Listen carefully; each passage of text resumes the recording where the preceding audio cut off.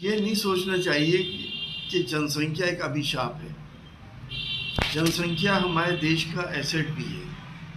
आज अगर हम इस जगह पे खड़े हैं कि हम दुनिया की तीसरी बड़ी इकोनॉमी होने जा रहे हैं, उसका बहुत बड़ा कंट्रीब्यूशन जनसंख्या का है। कोई एक प्रोडक्ट आता है, अरबों रुपए में बिक जाता है। हमारे पास करोड़ों करोड़ों दिमाग हैं, करोड़ों करोड़ों हमारे पास हाथ पैर हैं। वो फायदा उससे देश को होता है, देश उससे मजबूत होता है, एक हमारी ताकत है।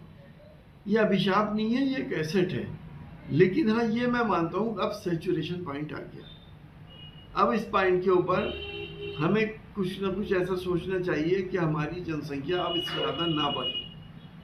उसके लिए ज़रूरी नहीं है कि आप ज़बरदस्ती किसी की नसबंदी कर दें। इस देश ने इमरजेंसी में बहुत झेला है, हमने ये देखा है, और तमाम दुनिया इस बात को मानती है कि इसकी सबसे बड़ी वजह गरीबी और अशिक्षा है। इलिटरेसी और गरीबी जहाँ पे है, वहाँ पे ये देखा गया है जनसंख्या ज़्यादा होती है, बच्चे ज़्यादा पैदा होते हैं। अगर सरकार पॉलिसी बनाए तो शिक्षा की पॉलिसी बनाए। हिंदुस्तान का कोई भी व्यक्ति, लड़का लड़की, ग्रेजुएशन से कम ना हो, कम से कम ग्रेजुएट हो, जनसंख्या का नियंत्रण अपने आप हो जाएगा। तमाम लोग जो पढ़े लिखे हैं, वो सारे लोग जनसंख्या के ऊपर कंट्रोल कर रहे हैं अपने लेवल से। तो सबसे अहमियत की बात यही है।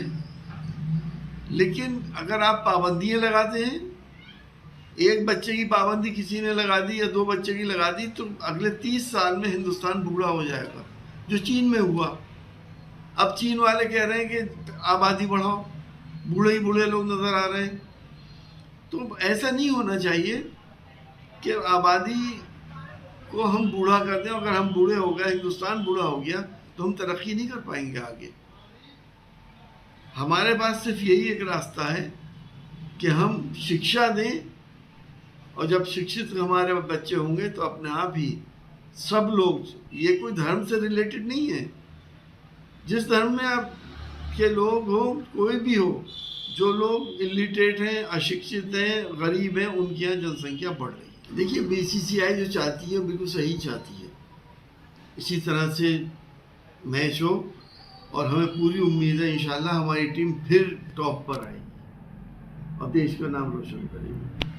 जहाँ तक पाकिस्तान जाने का सवाल है, हम चाहते ही हैं कि हमारे पड़ोसियों से सबसे हमारे संबंध अच्छे हों।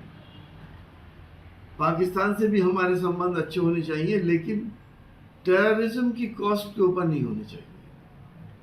पाकिस्तान वायदा करे इस बात का कि अपनी ज़मीन को टेररिस्ट के लिए इस्तेमाल होने नहीं देगा, तो हमारी टीम वहाँ पे जाए, संबंध बनाए।